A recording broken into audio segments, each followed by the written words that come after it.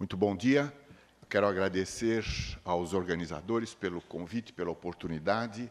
É muito bom poder estar aqui, conversar com os meus colegas servidores públicos sobre questões tão importantes, tão relevantes para as nossas vidas. Eu vou abordar basicamente 3 pontos. Está meio desconfortável aqui para quem apresenta, está um risco grande de um torcicolo, uma doença profissional aqui.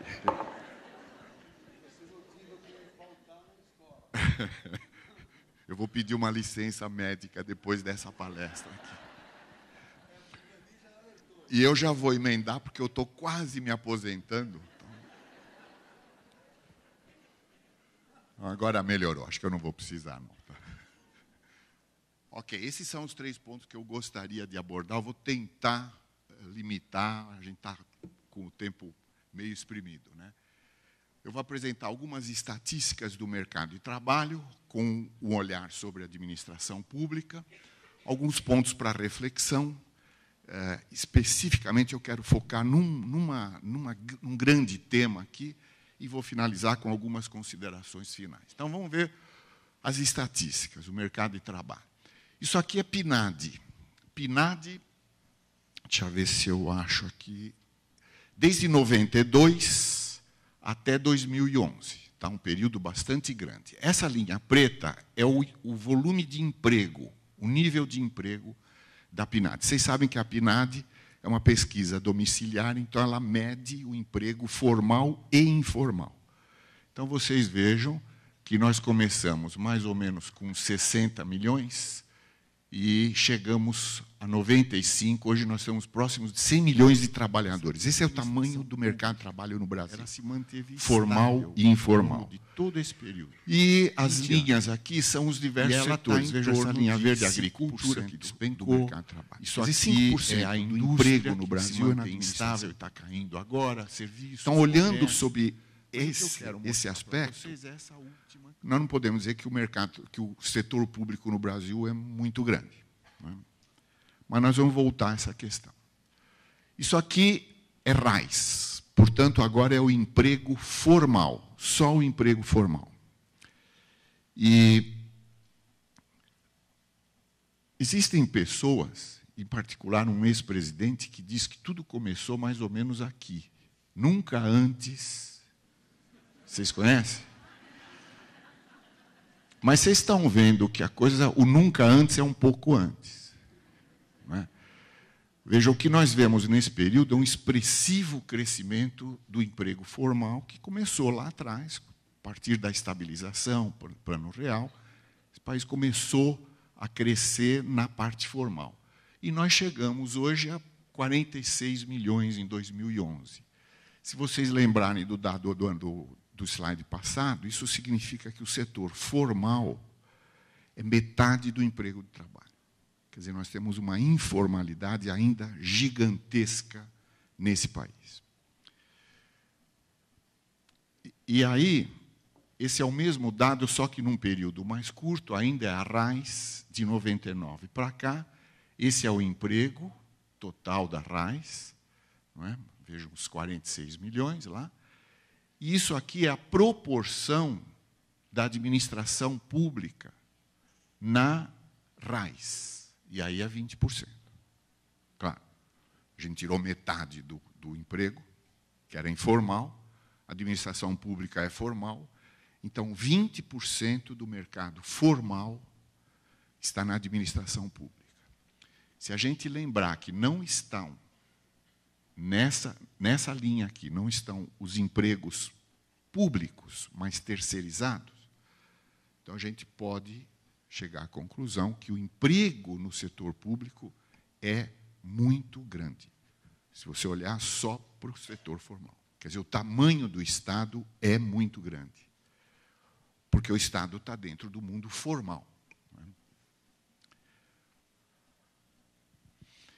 Eu vou entrar aqui na questão da escolaridade, que é um jeito interessante de olhar, porque a escolaridade já desvenda produtividade, qualificação e uma série de coisas. Então, vejam, o azul aqui, as barras azuis, é todo o mercado de trabalho, e a barra vermelha é só administração pública. E aí vejam que na administração pública predomina o ensino superior completo, ou quase predomina. Quer dizer, 40% das pessoas que trabalham na administração pública, no Brasil, aí é federal, municipal, estadual, todo o setor público, 40% tem superior completo e 40% tem médio completo. E é um quadro bastante diferente do resto das atividades, onde ainda você tem uma parcela expressiva de trabalhadores com fundamental completo ou incompleto.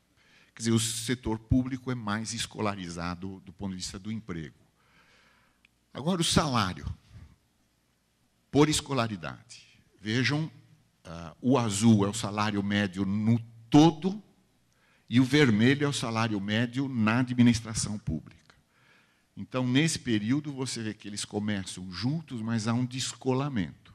Vai crescendo o salário médio de quem tem fundamental incompleto na administração pública. Se você lembrar que aqui nesse azul também está a administração pública, se a gente tirasse, essa distância seria maior. Esse quadro é mais claro ainda com o superior, o fundamental completo. Há um descolamento desde o início, o descolamento cresce. E também com o médio completo. Eles começam juntos no período e há um descolamento. Quer dizer, no período recente, nos últimos 10, 15 anos, o diferencial salarial abaixo do superior, abaixo do ensino superior, cresceu em favor do funcionalismo público.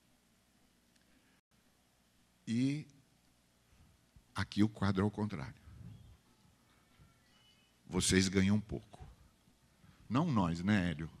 Nós, na universidade, ganhamos bem. Claro que isso é média, claro que tem aqui uma coisa importante, que é a jornada. Muitas pessoas com superior na administração direta não têm jornada completa, muita gente trabalha 20 horas. Mas, de qualquer forma, é um dado interessante. Quer dizer, a administração pública não reconhece na mesma medida, na mesma intensidade, na média, os servidores com ensino superior completo, que são a grande maioria. E esse aqui é o quadro geral, juntando todos os níveis de escolaridade, né? Então, o salário médio da administração pública é maior do que o do todo do mercado de trabalho. Aqui, alguns quadros da RAIS ainda, só para o Estado de São Paulo, mas aqui não está separada só o Estado, o governo do Estado. Estão os municípios, o governo do Estado e os servidores federais, todos que moram no Estado de São Paulo. Vejam, esse é o tamanho do mercado de trabalho no Brasil, e esse aqui é a administração pública no Brasil, 20%. Olha que coisa interessante. Em São Paulo, esse é o tamanho do mercado, essa aqui é a administração pública e é 12%. Quer dizer, o Estado de São Paulo tem proporcionalmente um tamanho menor no emprego público do que o Brasil como um todo. Claro, porque nós aqui temos muito pouca administração federal. Ela está concentrada mais no Rio e em Brasília, mas, de qualquer forma, é um dado interessante. Nós parece que contivemos um pouco o tamanho do Estado no nosso Estado. E aqui o salário médio é o mesmo quadro. Veja, o salário médio de todo o mercado no Brasil, o salário médio dos funcionários públicos do Brasil. Salário médio de todo o mercado em São Paulo, salário médio dos funcionários públicos no Estado de São Paulo.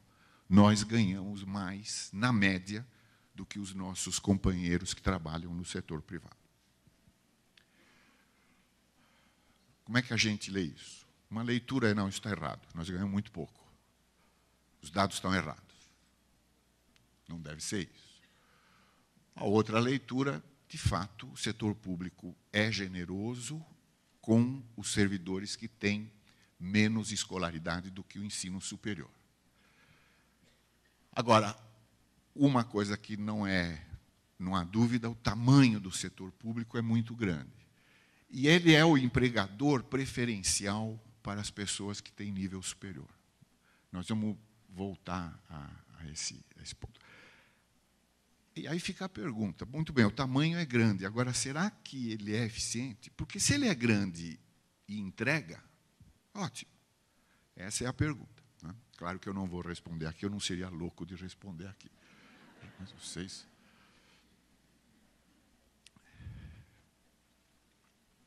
Eu quero dividir com vocês algumas inquietações que eu tenho.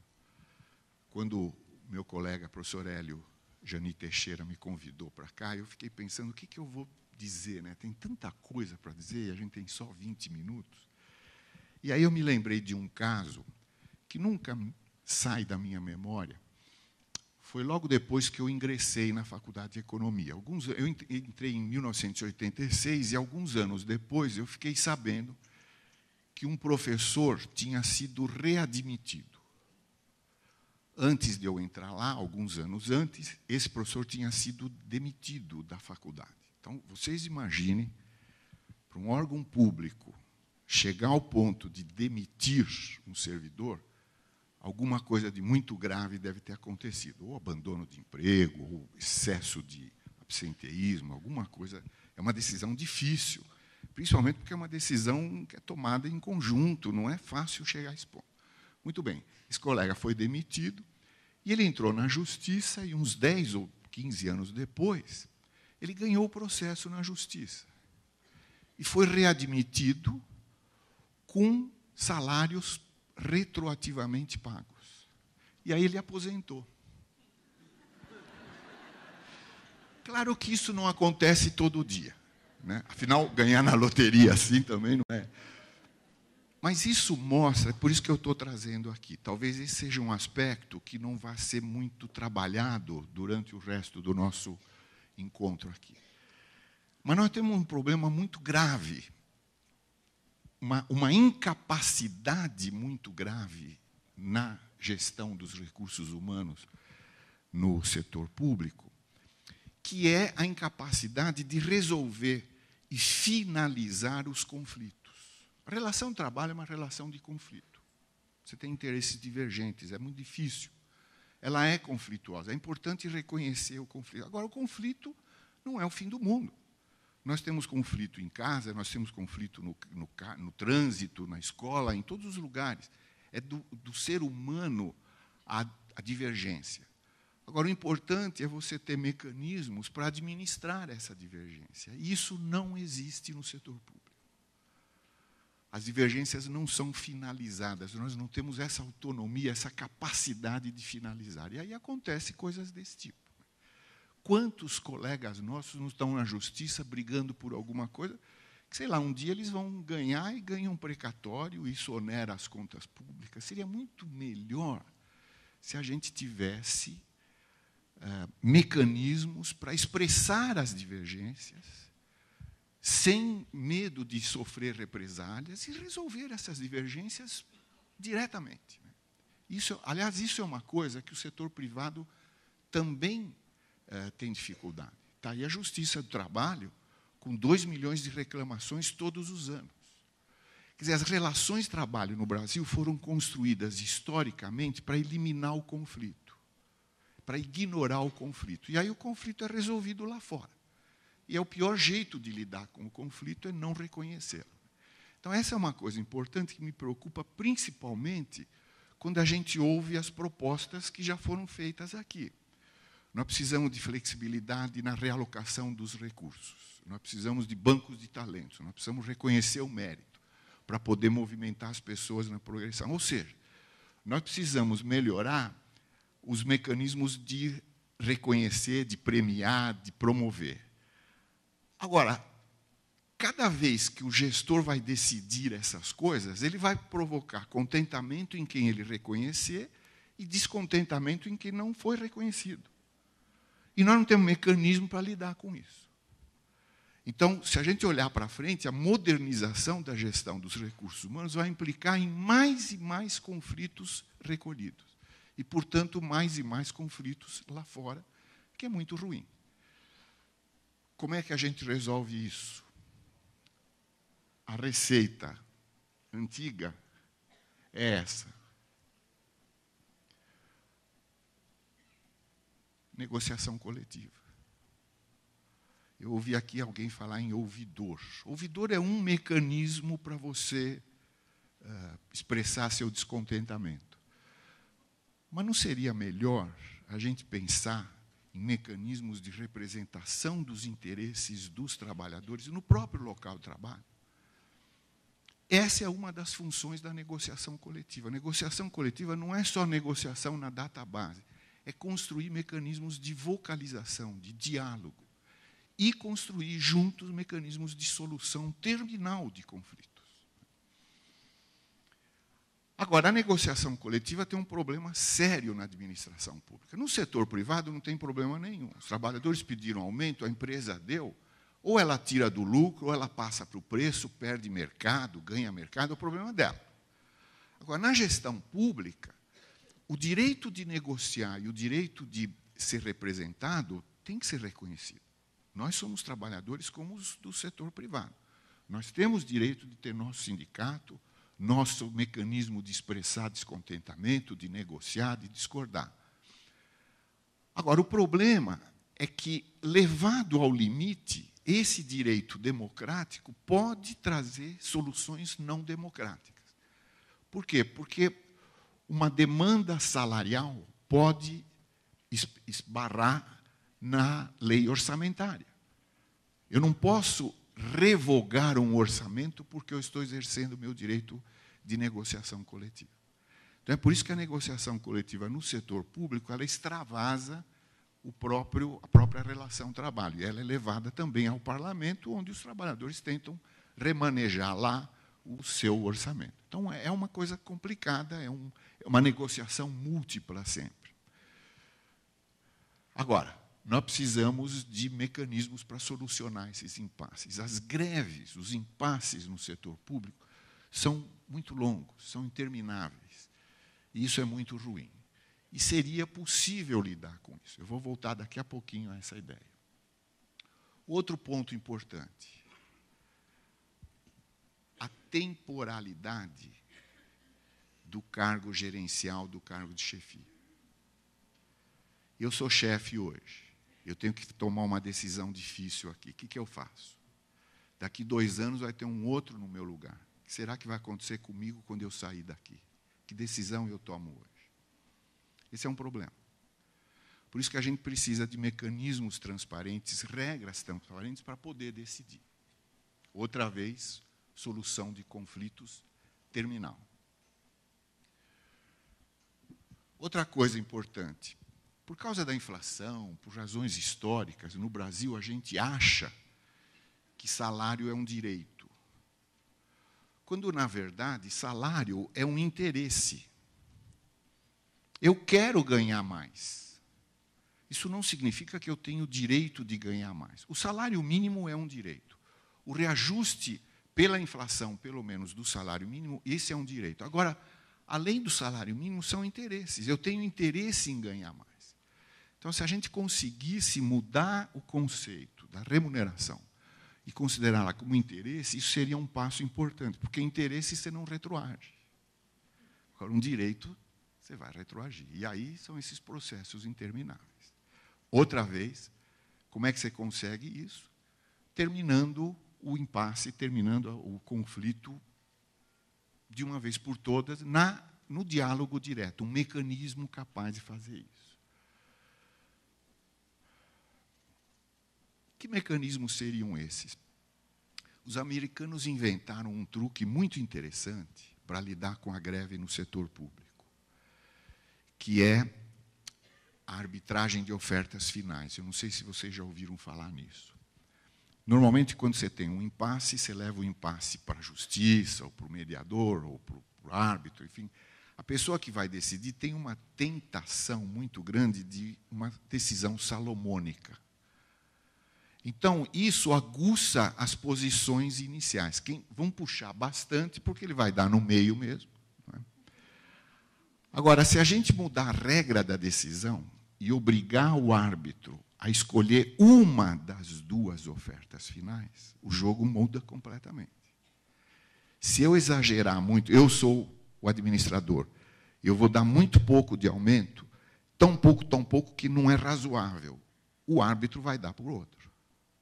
Então, o que isso vai induzir? Vai induzir que os dois lados, nas propostas finais, se aproximem. E eles, muitas vezes, se aproximam tanto que nem vão precisar mais da arbitragem. Quer dizer, por causa da regra de decisão do impasse, você pode induzir mais negociação. Valeria a pena a gente tentar. Eles agora inventaram uma coisa mais profunda ainda. Se vai para a oferta final, para a arbitragem, e o árbitro decide por uma delas, ele aumenta o valor da que ele decidiu. Quer dizer, ele dá um prêmio. Quer dizer, ele premia pela moderação. Então, é possível você potencializar essa ideia de induzir a negociação. Agora, para os conflitos individuais, aí não tem receita mais simples do que essa. É um procedimento de reclamação. Então, os trabalhadores têm um representante, pode ser um representante eleito, pode ser o próprio sindicato. Nós temos que pensar em algum mecanismo em que o servidor tenha a condição de apresentar a sua queixa. E aí essa queixa é levada e vai ser examinada com o devido processo. E a solução é terminal. O acordo aqui é o seguinte: o processo é devido, o processo é limpo, é transparente, o que for decidido está decidido e ponto final. Não tem coisa melhor do que isso. Nós estamos muito longe, eu sei disso, mas eu sempre espero que um dia a gente consiga chegar nesse cenário. Para finalizar, eu acho que a gente precisaria estabelecer como meta aproximar os salários da administração pública aos da iniciativa privada. Quer dizer, começar a colocar como critério de reajuste a semelhança com o mercado privado. E um horizonte grande para esse ajuste. Agora, a gente sabe que não é só salário que nós ganhamos, a gente tem uma série de coisas. A estabilidade, embora a estabilidade não seja incondicional, ela na prática acaba sendo. Agora, ela tem um valor. A nossa aposentadoria tem um valor enorme. Mesmo com as mudanças que estão chegando, nós vamos ter uma aposentadoria ainda mais generosa do que a do INSS. Isso tudo vale e não está refletido no salário. Então, isso tudo tem que ser levado em conta também. Transparência na gestão, essas coisas que nós vamos criar, esse reconhecimento do mérito, essa flexibilidade da alocação, isso vai ter que ser feito com transparência.